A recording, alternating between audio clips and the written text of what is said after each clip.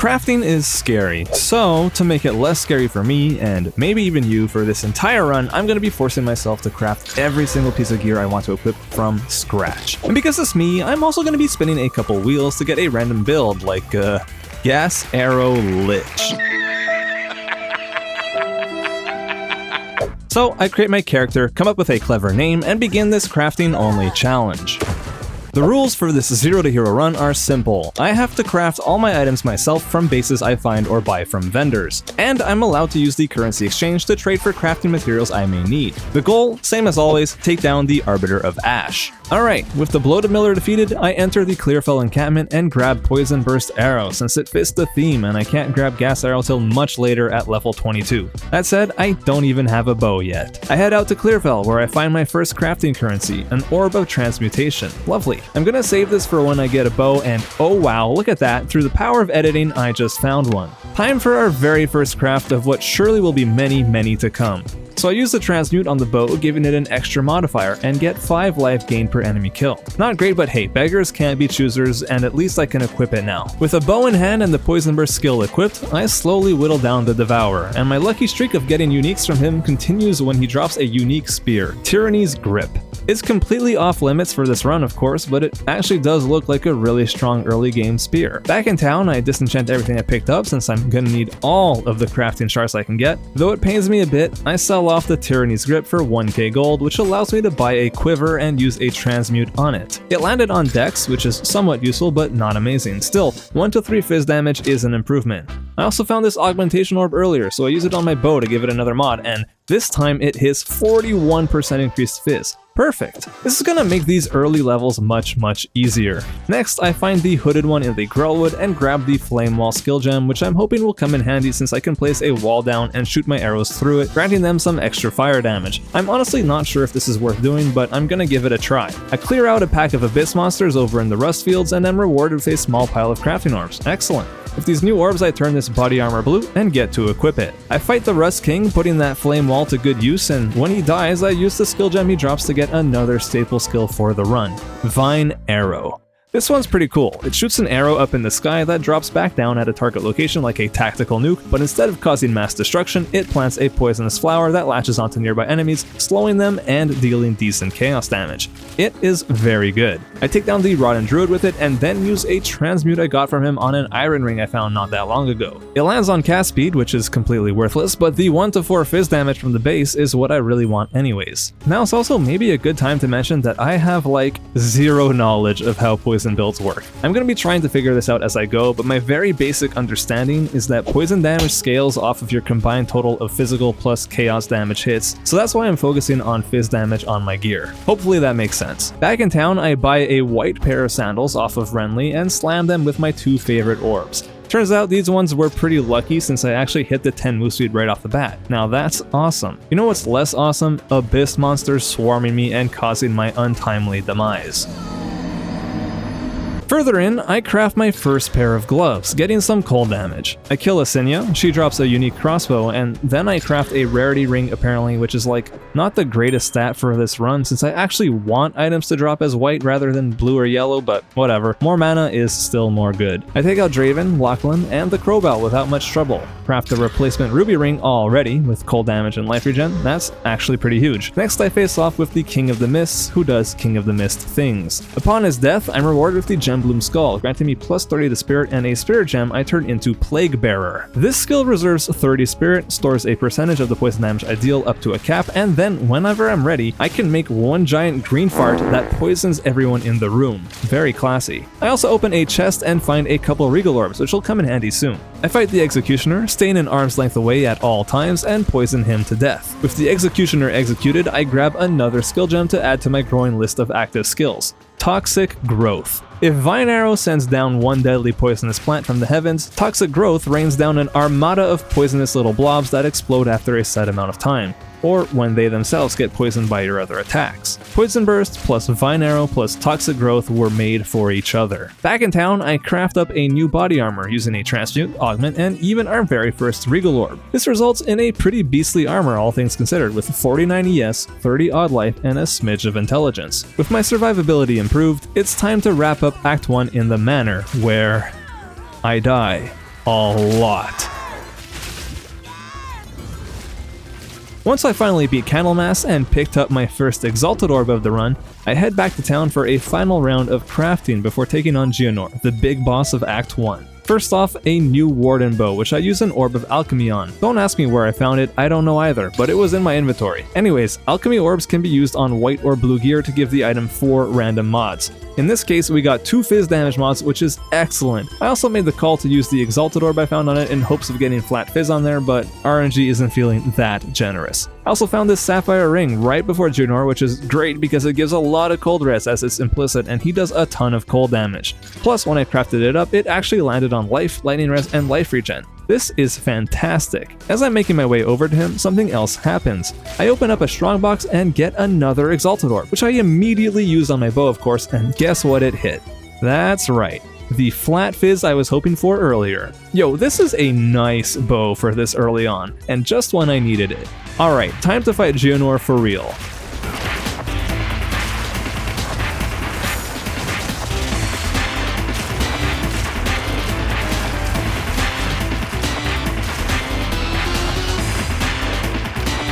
It was a good solid fight. I mean, it still took me like 6 minutes to beat him, even with my sick ass bow, but listen, I don't have any real damage on my skill tree yet, right? Everything is going exactly according to plan. Especially when I get the hooded one to ID this rare bow Geonor dropped. Wow, that is an incredible bow for right now. Too bad I cannot use it. Sayonara. Anyways, with Geonor down and me passing the will I cheat during this run test, it's time to head on out to the shimmering sands of Act 2. Act 2 starts off really strong, and by that I mean really bad. I made my way over to Wrathbreaker, crafting a new quiver, which is more of a side grade really, and then immediately get surrounded by a ravenous pack of hyenas. Like I said, strong start. I go again, getting real low once more, but somehow I pull through with the explosive power of gas and make my way over to the caravan where I meet Asala, which, by the way, I will not be simping over in this run. I get a level 5 spirit gem over in the mines and turn it into Withering Presence. Withering Presence causes nearby enemies to take increased chaos damage the longer they stay near me, which will be perfect for fighting bosses and those pesky rares. That being said, I can't really use it yet because I only have enough spirit for 1 reservation gem, and I sure as hell ain't ditching the farts yet. I head over to my hideout and meet up with Ange, where I use the currency exchange for the first time in the run. I trade my 1 Exalted Orb I found not that long ago for a bunch of transmutes, like 26 of them actually, which might as well be an infinite supply of them at this point. This is just gonna let me actually craft items like this new fire quiver with more regularity, so it seemed like a very good idea to me. I also end up crafting this pretty sweet pair of gloves with 38 life and 14 fire res, right before the fight with the engineer lady, when I need it most. I keep my distance, shooting her with my entire arsenal of poisonous delicacies, and after a solid minute of playing keep away, she sets herself on fire and burns to a crisp. Youch. Then I have a duel with Balbala, who puts up a good fair fight, but ultimately she dies to my gaseous superiority. Next, I get cornered by some green dudes, say hello and goodbye to Jamanra, and finally get to grab Gas Arrow with a level 7 skill gem I got as a reward for putting out a sandstorm. Now, we can finally see how this build roulette run is gonna shape up. Oh man, I cannot wait. So I equip it, and now I am freaking ready to go.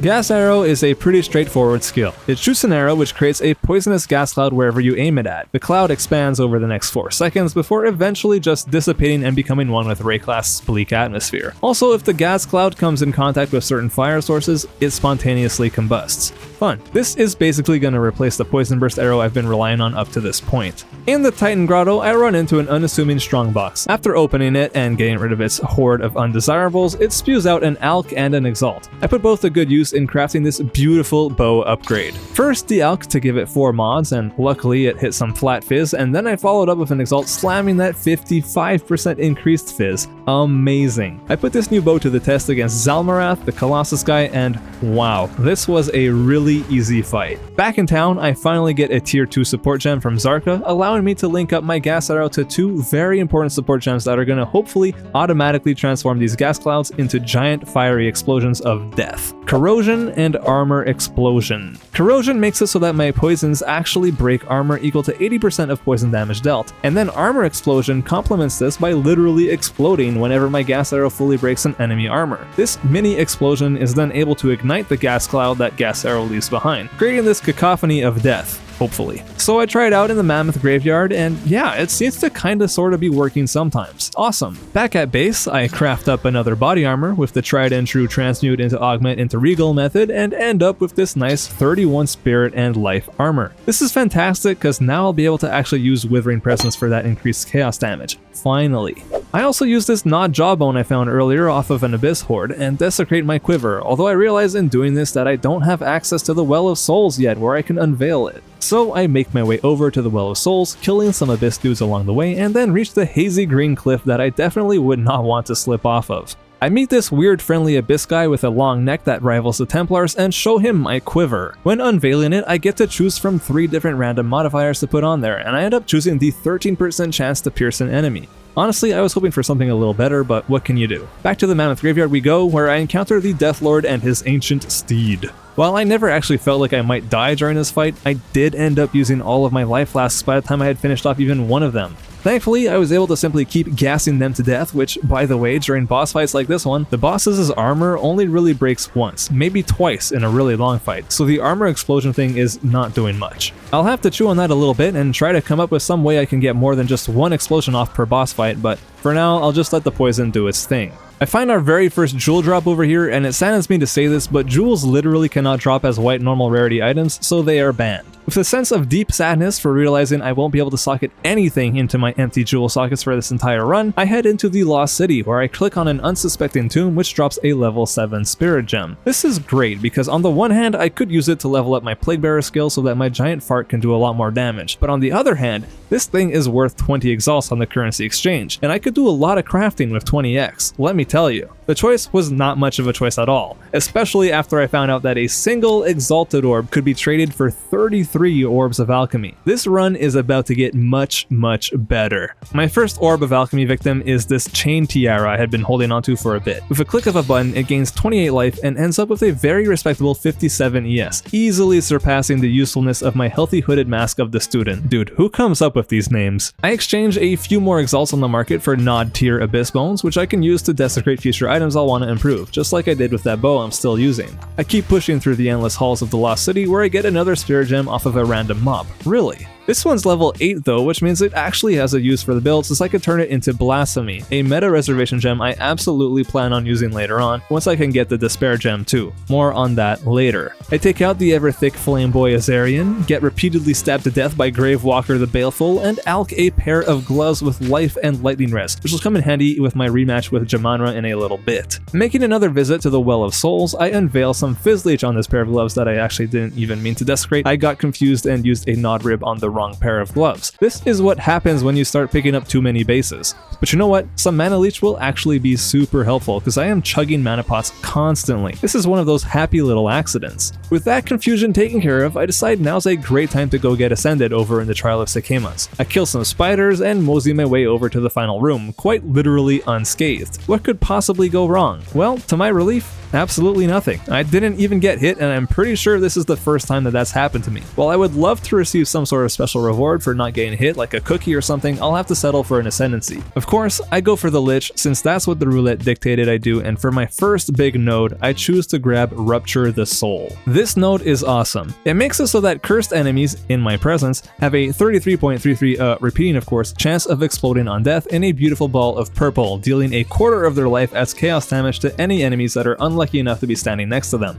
Now, until I get another skill gem to turn into a curse, I can't even make use of this new addition to the build, so maybe I should have thought about that before starting the trial, but what's done is done. Let's keep going. On my way over to Torgal, I have a very close call while dealing absolutely no damage to this rare mob over here, so naturally I decide to run past him where I get jumped on. So much for that. I reach Torgal and take him out without much trouble by just keeping my distance and spamming him with gas arrows that combust all on their own since he loves to leave burning ground around him for us to exploit. In a final little crafting sesh before taking on Jamanra and ending Act 2, I use an alch on this white amulet I had picked up and wow, just wow. 32 spirit and +1 to all proj skills. Dude, this is insane. Plus it's got crit. I mean, it's not something I'm looking for right now really, but it certainly doesn't hurt.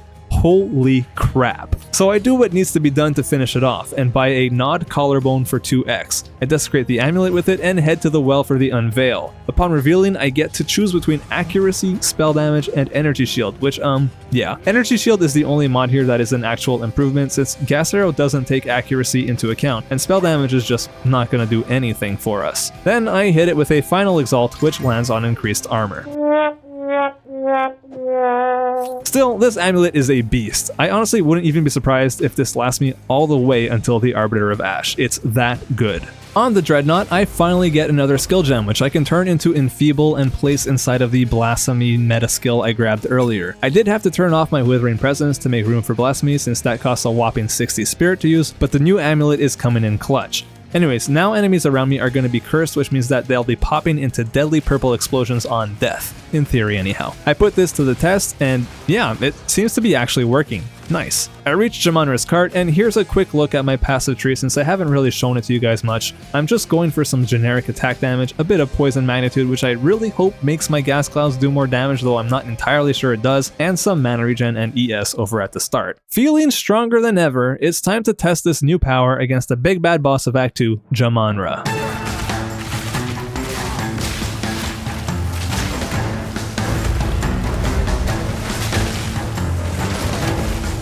I got him all the way down to phase 2, and then...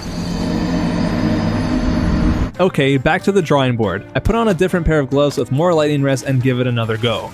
Oh my god, this is so much worse. I deal like no damage, and it turns out I am really relying on that mana leech now. So I swap back to the leech gloves, and this time I go into try-hard mode. I'm not really sure what I did differently, but after a 5-minute long fight, Jamanra actually was defeated. Also, I ran out of life flasks again. Man, this could have been bad. Thankfully that didn't happen, and now we can finally move on.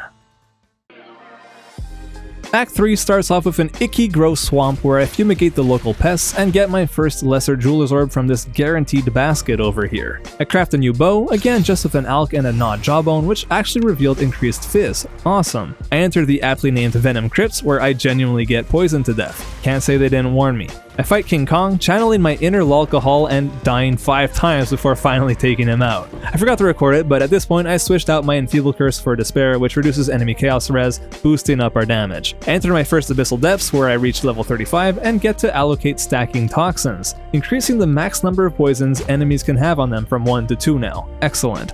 And also I die.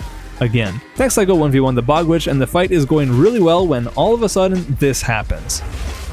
Yeah, I don't even know how that hit me, but okay, fine. I go again, get her low, and finish her off. She drops a unique chest piece called Edern's Tusks, which looks pretty cool, but you know, uniques are off limits anyways. I can, however, use that skull she gave us to get 30 more spirit, letting me bring back Withering Presence. Next up, I craft Rapture Halo, this really nice feathered tiara I managed to put together with over 100 ES and triple res. Just what I needed. Now, just to clear things up real quick, I haven't been showing you guys all of the failed attempts at crafting I've had so far, and trust me, there have been a lot. Like this dual string bow that could have been really nice, but unfortunately, the Alk filled up its prefixes with a crap lightning mod and some LE damage, which is useless for us. This kind of thing is happening all the time. I run into the Chimera next, and it's a very slow fight. I always find this dude to be one of the most annoying bosses in the game. The whole pillar thing just doesn't really do it for me. Anyhow, after one close call where dude straight up just lands on me, I wrap things up and take him down once and for all. Blackjaw's next, and he's really not a significant threat once you learn to give him all of the hugs. He does drop a Chaos Orb, which is really nice. One of these is worth something like 25x or so at this point. Zicodal meets the same fate as Blackjaw, and after a quick look at my inventory and stash, I realize my endless supply of Alks is no longer endless at all. I grab another level 10 Spirit Gem I had found out in the wild and trade it for 20x so that I can top up once more. I go on a crafting spree, alking new bases left and right, and end up with a sick pair of boots with life, fire res, 14 int, and the final exalt to finish them off hit the 20 move speed. Hot damn, talk about lucky. But wait, there's more. I also craft this nice pair of gloves with attack speed and a new body armor with 121 ES, 80 life, and double resistances. No spirit, but honestly, fighting on peace with Plaguebearer is starting to lose its charm. I think I'll survive without it. I face off with the Queen of Filth and get rolled over, but I come back and get my revenge. Kizuli poses no threat whatsoever, and then I hit a solid brick wall in the form of Viper Napuatzi. This is just one of those fights that really gets harder the longer it drags out, since the wall of soldiers strikes the arena as she reaches different HP breakpoints or something, and well, let me just say that I am not even close to the power level that I had on my shield charge monk build that I just did. Definitely go check it out if you haven't seen it. My damage on this build is way lower. It takes me more than a few tries, but eventually I have a clean fight where I got her down real low and still had more than half my flasks up. With Viper taken care of, I decide it's time to go for my second set of Ascendancy points via the Trial of Chaos. I head in there, taking out loads of monsters and escorting a payload at la TF2 before finally reaching the final boss, the Chimera again. Meh. At least he's pretty easy. While fighting him, he pieces out repeatedly and I waste so much time just looking for this dude. Anyways, he falls over and just like that I can ascend once more. But first I get to see my rewards and wow, a soul core of Citacolatl. Did I say that right? Yo, this thing is worth 78 exalts. That's a lot for me given my current funds, so yeah, I put it up for sale and it sold very quickly. As for the Ascendancy, this time I go for the Necromantic Conduit node, granting me Unholy Might while not on low mana, at the cost of losing 5% of my mana per second. Why are there always downsides to these things? Unholy Might is going to be really good for us though, because it basically just adds 30% more damage to our build as chaos damage. With my new riches, I'm able to be a bit more liberal with my exalt usage and decide to literally max out my gear slots as much as I can right now, filling them all up to the maximum of 6 modifiers per slot. I fight my way through the technologically advanced hallways of the Black Chamber and reach Doriani's bedroom. Here's a quick look at my tree, nothing crazy, just going for poison and now some mana regen since I don't want to be on low mana anymore so I can actually take advantage of the whole Unholy Might buff I get from being a Lich. Alright, time to start my epic battle with Doriani.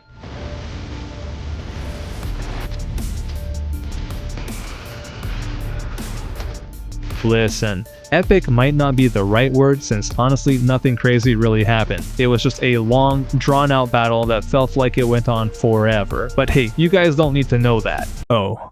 We get an Orb of Augmentation as our reward for this incredible accomplishment. Fantastic. Before hitching a ride over to Act 4, I do one final little craft with the Well of Souls and create this cool new quiver with attack speed and a little bit of fizz damage. It also finally occurs to me that I could probably afford some lesser Jeweler's Orbs given I have a solid stockpile of Exalts now and we're like 6 weeks into the league. Oh my god, one Exalt is going for 137 lesser Jeweler's Orbs.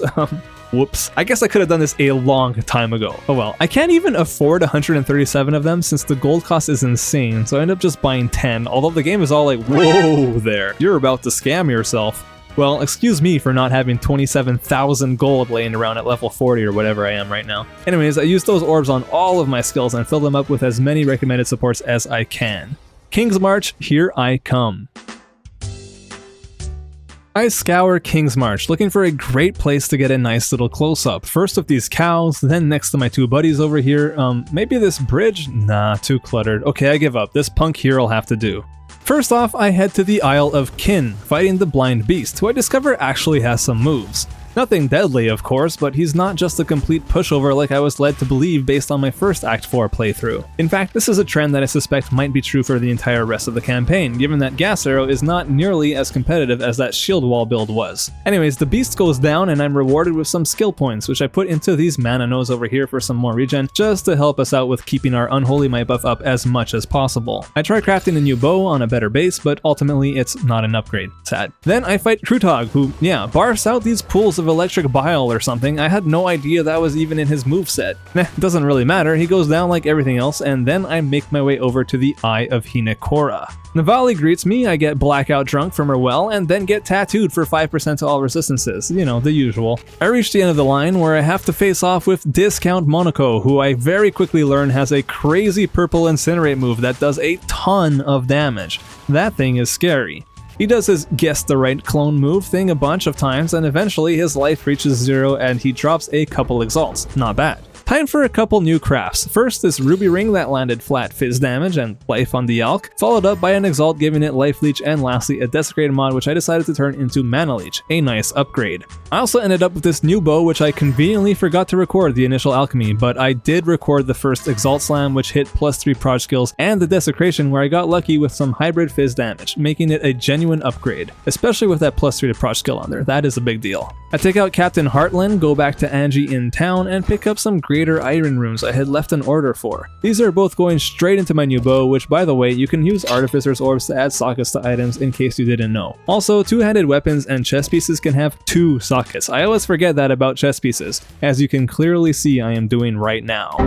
I kill Omniphobia, no crazy loot this time, but I do decide to use the few Delirium Orbs I've got, instilling my amulet with efficient killing, giving us some much needed mana on kill, since our skills are costing more and more thanks to that increased skill level. I go to the Bird Island where I get backed into a wall and am quickly pecked to death. I run up to Big Bird, shoot him with my gas arrows, and then stand still while it rains blood on me. Yeah, that one's on me, guys. I try again, this time running around him in a circle instead of just standing still like an idiot, and he goes down no problem. I do some more crafting and end up with this Jade Tiara. I can't equip yet because I'm too low level, but it's really good. It's got 85 life, 112 ES, and double resistances. Beautiful. Next up, I head to the prison where I get completely surrounded by abyss mobs, and yeah, you know what happens next. I have a heart-to-heart with the prisoner, and he's an old softy who is just in the wrong place at the wrong time, and I put him out of his misery.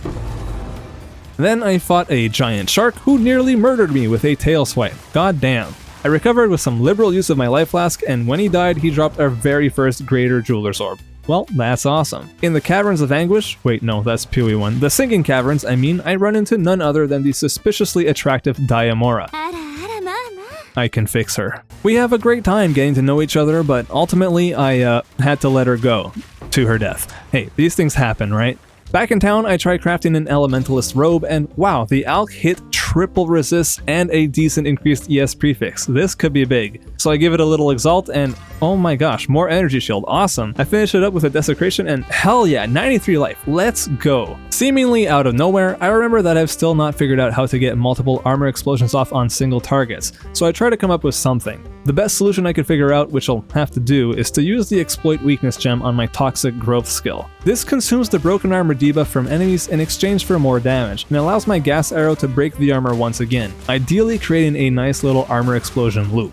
I wouldn't say that it's working as well as I would have liked, but I do think it's an improvement. I go head to head with Torvian, and yeah, this time he is quite challenging. I get it now. Having to try and get him to attack his own priests over here is easier said than done, but I do my damn best and manage to finish the job. With my standard crafting method, I end up with these triple res life and evasion gloves, which are a nice little upgrade. And then with a slightly less standard method, where I use one of these omens of dextral exaltation plus a gnawed jawbone, I end up with a new bow upgrade which, when all is said and done, has 126 to 230 fizz damage on it. For a level 45 bow, that's freaking great. At the tip of the mountain, I have a proper duel with the first herald, and he's got like actual threatening moves, and I have to do the little maze thing after the giant lightning nova thing. Yeah, this is a great fight. I like it. Tavakai does the honors though, and then betrays us, and now it's time for us to put an end to his twisted, corrupted ways. We meet up with him in his enormous holy hut, and then the duel begins.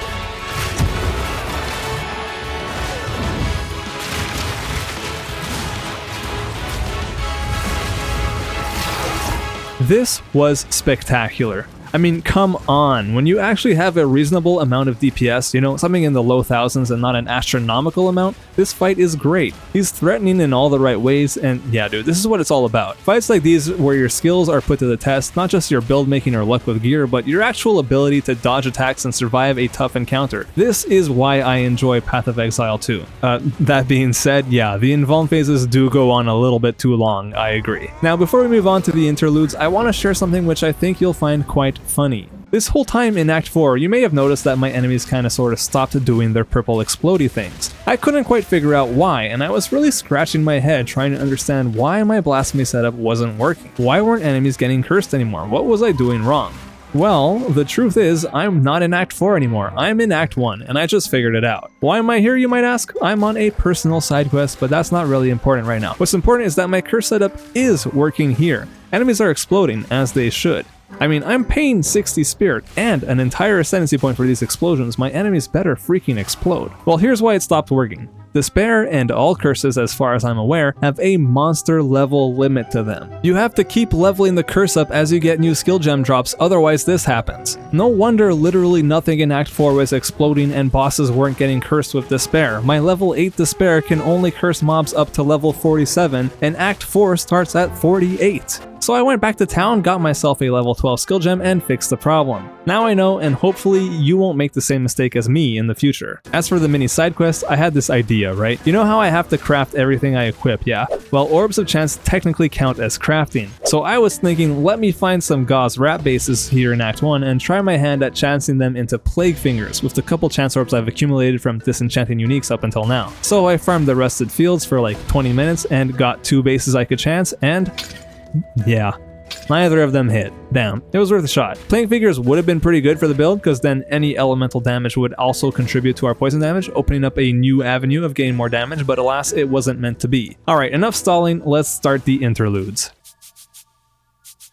I decided to shake things up, starting with the Snowy Mountain interlude this time, because I've heard it's got the best quality of life upgrades, like the plus 40 spirit you get for killing the Esmeri chick. On the way over, I unlocked the Toxic Domain skill, which puts down a little puddle of poison that you can stand on to regen and deal extra damage in, with a cooldown. I don't know, when I tried it out for the first time, this is what happened.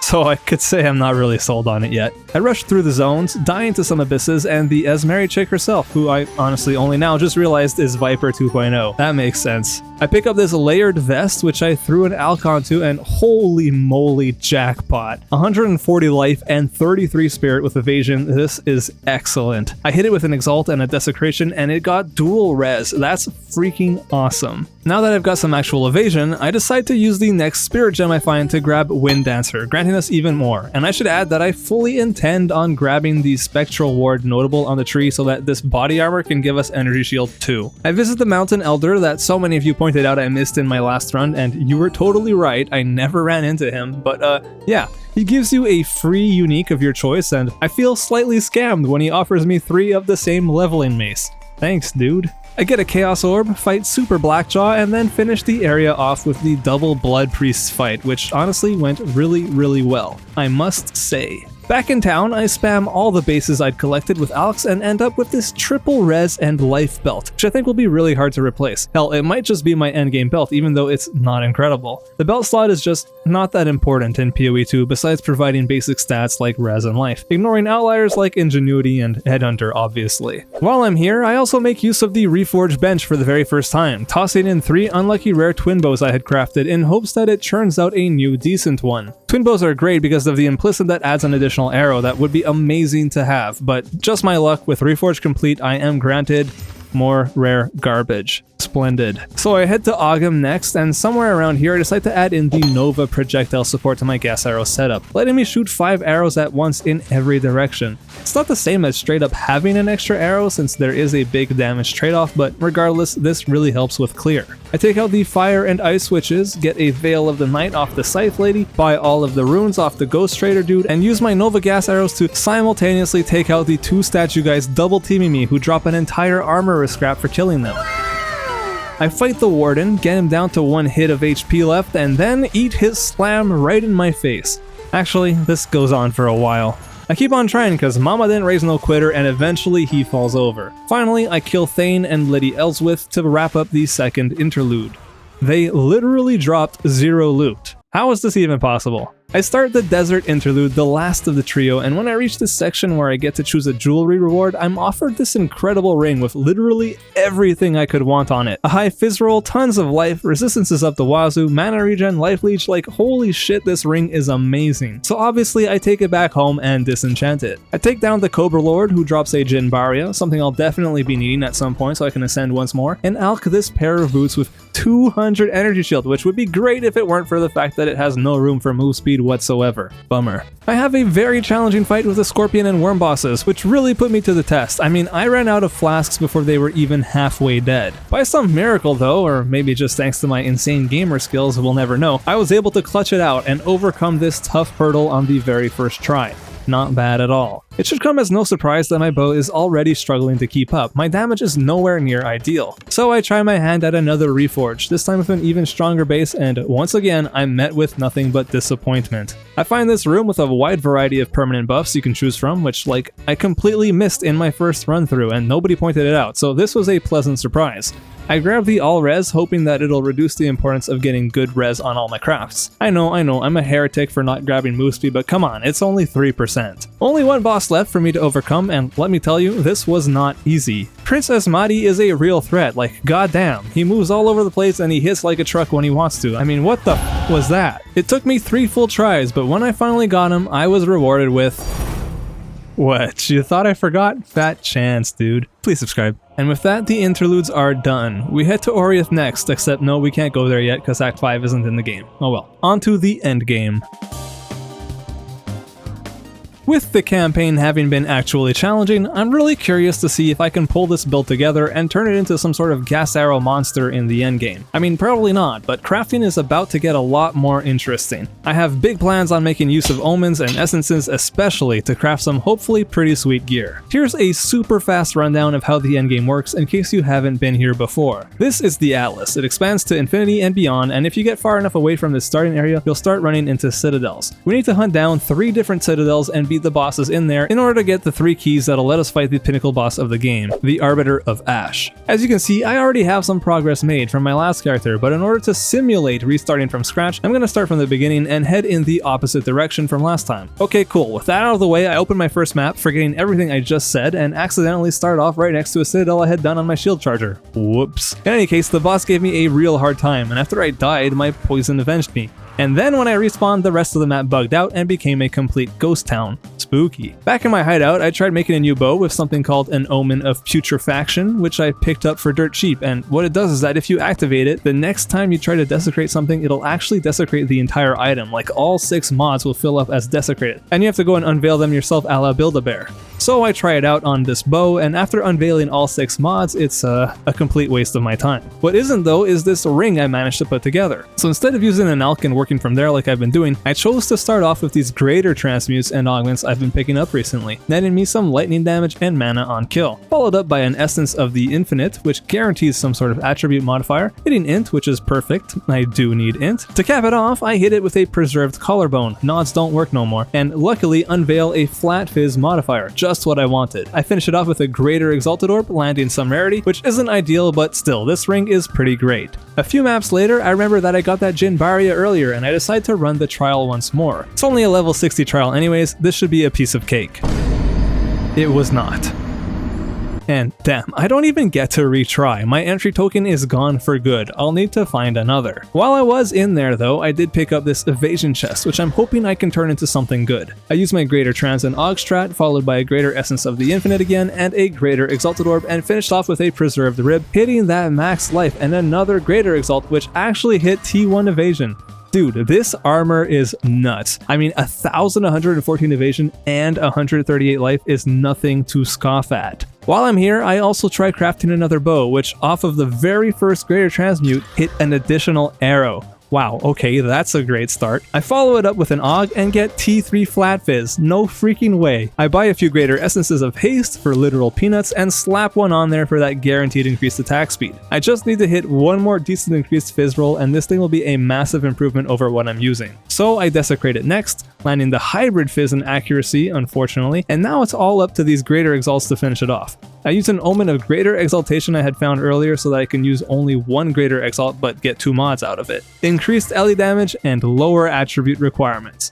Shit. I go full Copium and use 2 Chaos Orbs hoping to turn that LE damage into some Fizz instead, and yeah, I lost the +1 arrows. The dream is dead, boys. I get back to work, mapping, and do my first expedition. I go back home, craft these really solid 30% move speed boosts with 150 ES, which are a fantastic upgrade, and sell a spirit gem I had found for a solid 95x. This may be chump change to you, but to me, this is gonna fuel so many more of these crafts. I also realized that 1 Exalted Orb gets me 8 Greater Jeweler's Orbs, so yeah, I go for it because I desperately need any extra damage I can get. Speaking of extra damage, I fight some Abyss mobs and one of them drops a unique lace hood. This is Radiant Grief, a low-level evasion helmet that ignites enemies in your presence, which in theory might actually be enough to detonate my gas clouds automatically, which would be a freaking massive upgrade. Unfortunately, it's still a unique and I did not craft it, so naturally it gets disenchanted. I get to level 69, nice, craft my way into this very curious +2 minion helmet as well as this half-decent quiver which I do swap to. I let RNGesus take the wheel and end up with this other helmet with 150 life, a fair bit of ES, and pretty good double resistances. Now that's more like it, and with it equipped I'm finally LE res capped for the very first time. Progress. I keep mapping, I'm only in like tier 3s by the way, and that's when something happens. First divine, let's freaking go. This thing's worth 800 exalts, guys. I can do so much crafting now. Yeah, no, for real, this single div drop is gonna throw the doors wide open for us now. I try my hand at recombinating a couple failed bow crafts for the first time, and it fails spectacularly, as is to be expected, continuing my streak of literally never having had a single recombination attempt succeed since the game has been out. I craft some triple damage, dual res, and mana leech gloves, just using my now standard crafting method, greater trans, greater aug, greater essence of whatever I need, in this case fire res, preserved rib into double greater exalts. It doesn't always work out, but it's pretty much my most consistent crafting method right now. Unfortunately for you guys, I messed up and waited too long to hit record while crafting this next bow. So I only caught the tail end of the craft, but basically I did the exact same procedure and lucked into this +4 to proj skills bow with attack speed and flat fizz on it. I think the flat fizz might have been from a greater essence of abrasion, but I'm not entirely sure. When I went for the unveil, which I did buy an Omen of Abyssal Echoes to give myself a second chance at getting increased fizz in case the first reveal sucks, I got 80% increased fizz. Hell yeah, dude, this is huge. With quality and full sockets, this bow quite literally has doubled my damage, my god. I get back to the grind and wow, I've gotta say, this feels so much better, as it certainly should. Gone are the days of being stuck in tier 3 maps, I can finally push on through. I level up to 74 off of reaching a checkpoint. I didn't even know that checkpoints gave experience, but alright. Grabbing that spectral ward node that makes my high evasion chest also give me 300 energy shield. I've been meaning to get this a long time ago. Next, I craft a really solid amulet with a ton of chaos res, which would have been really nice to swap to, but the lower spirit and lack of a +1 to skills mod on there unfortunately meant it wasn't actually worth swapping to. However, the same can't be said for this quiver, as it hit the +2 to proj skills off of the greater augment. Let's go! I fill it up with mods and it's fine. I mean, the +2 alone is an upgrade, so I'll definitely take it. Since I've got the extra cash from that divine I got earlier, I figure, what the hell, let me get a single perfect jeweler's orb which I can throw onto my gas arrow for a measly 20 exalts. My final gas arrow setup looks like this. Gas arrow linked with corrosion, armor explosion, deadly poison 2, projectile acceleration, and nova projectiles. I sometimes swap nova projectiles for escalating poison 2 for when I'm fighting bosses, but honestly, I can't even tell if it's an improvement. Gas arrow is so weird. Now is probably a good time to mention that I'm pretty sure I'm making mistakes in terms of how I'm trying to scale this skill. Like, I feel like I'm all over the place trying to scale the initial hit, poison, and the explosion. I bet you if I honed in on just one of these, I'd be better off, but I don't know. This skill and how it interacts with poisons is so confusing. If any of you guys know how this actually works, by all means clear things up in the comments. I'd appreciate it, and I'm sure others will find it helpful too. I'd run a castaway map next, netting me somewhere in the ballpark of 400,000 gold, and finally get a Barria to drop. So back in the trial I go. Gas arrows make quick work of intoxicating Rattlecage, and same goes for the 2 statue dudes. The Scorpion was a whole lot harder because I think at this point I had the affliction that makes enemies have more life, as well as the one that makes you do less damage. Definitely not ideal. Regardless, the Scorpion did go down, and now I grab the Incessant Cacophony node on the Ascendancy tree for that additional curse. I socket a Temporal Chains, or Temp Chains for short, inside of my Blasphemy setup, replacing the Despair I had in there. Despair instead gets its own dedicated gem slot, and I hook it up with all the supports that just make it a more effective curse. Beautiful. I only really need it on bosses anyways. I get back to mapping, finding my first perfect jeweler's orb off an Abyss dude, as well as an annulment orb from a souped up rare mob. Awesome, this orb is worth like 309 exalts right now, that's massive. In the same map, I also find a Sorceress Tiara, which is the best base energy shield helmet I can find right now. Hopefully I can turn this into something big. I kill a couple of bosses, literally, and get a Rigwold's Ferocity, an interesting lineage support that I considered using for a little bit for the extra damage, but ultimately decided, no thanks. Back in my hideout, it's time to craft that tiara up. I give the classic Greater Transmute into Augment Strat, landing 92% increased ES and 32 lightning res. big. Then I proceed to give it a greater essence of fire res, and follow that up with an omen of dextral necromancy, guaranteeing that my next desecration craft will add a suffix and not a prefix, which is good because after applying the preserved rib on it, the next step involves using a greater exalted orb in combination with an omen of homogenizing exaltation. This sucker guarantees that the next exalted orb you use will add a mod to your item that is related to mods you already have on there. And since I have the 92% increased energy shield mod and my suffixes are full, I'm guaranteed to get another energy shield mod on there. To make it even better, I also use an omen of greater exaltation so that both mods that get added have to be ES mods. The result's a 360 energy shield tiara when qualitied up. Oh my god! But wait, I still have the unveil to do. So I take it to the Well of Souls, and when I unveil, it gets 17 lightning and chaos res. Yo, let's go. This helm is insane. When I put it on, it gives me nearly 700 more energy shield than I had before.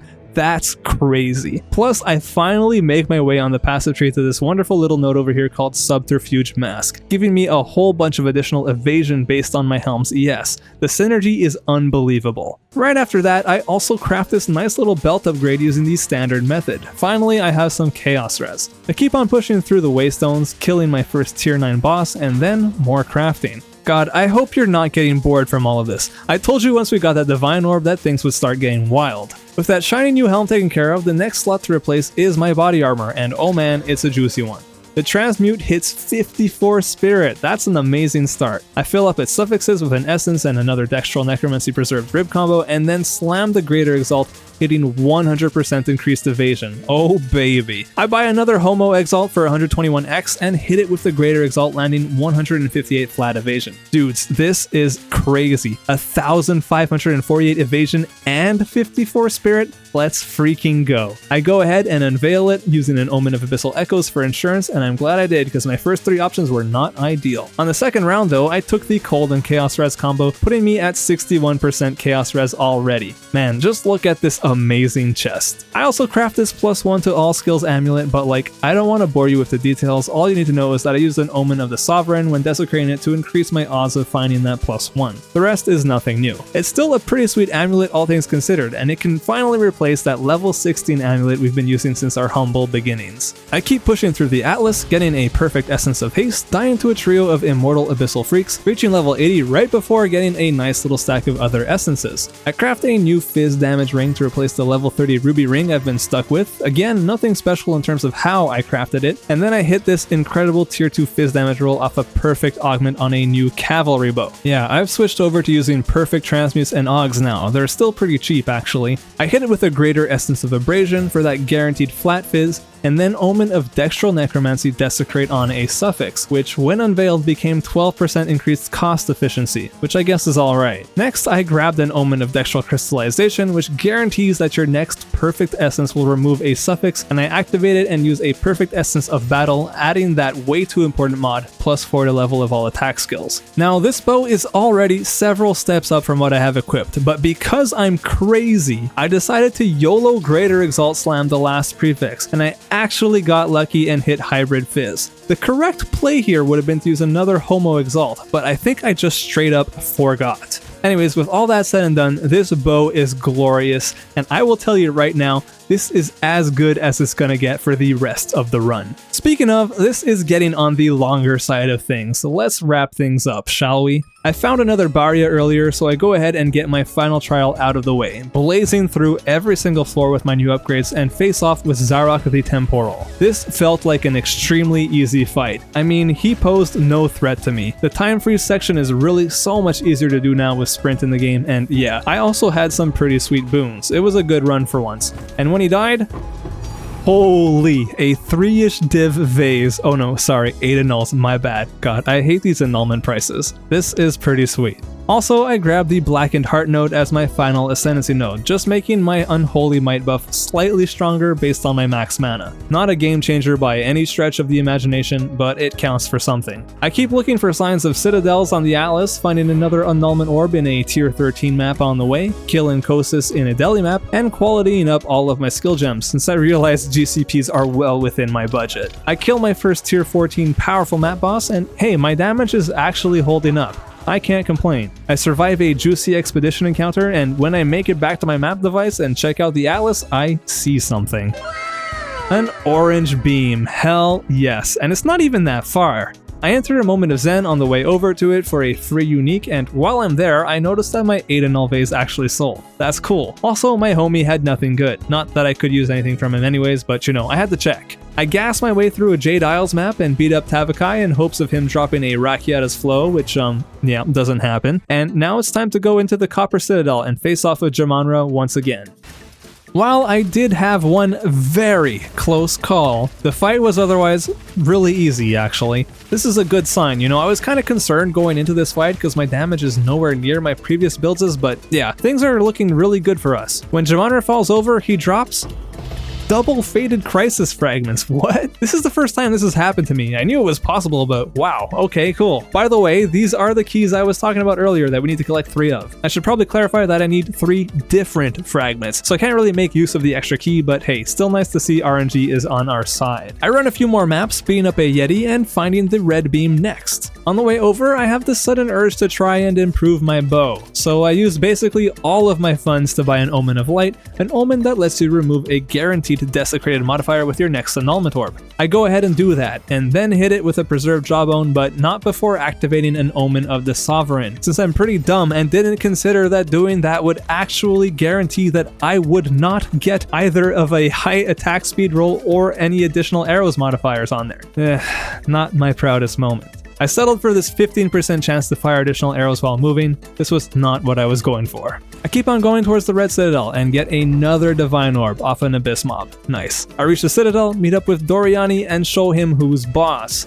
No close calls this time, just an honest clean kill that took about a minute. Not too bad. With the second fragment in my possession, there's only one more Citadel left. And I can see it. Let's go get her done. I kill a few bosses on the way over with what I would call some very decent DPS given the circumstances of this challenge, if I may say so myself, and finally enter the Iron Citadel, where Geonor awaits me. It went really well. Geonor bites the dust and drops the final fragment we need. With all 3 fragments assembled, I take them all the way back to where this endgame journey started, the Burning Monolith.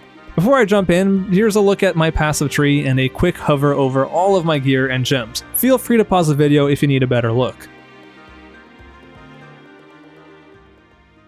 I enter the Burning Monolith, shoot some gas arrows to really stick it to the man, and place my 3 hard-earned keys in their respective orifices. The elevator descends, and my dance with the Arbiter of Ash begins.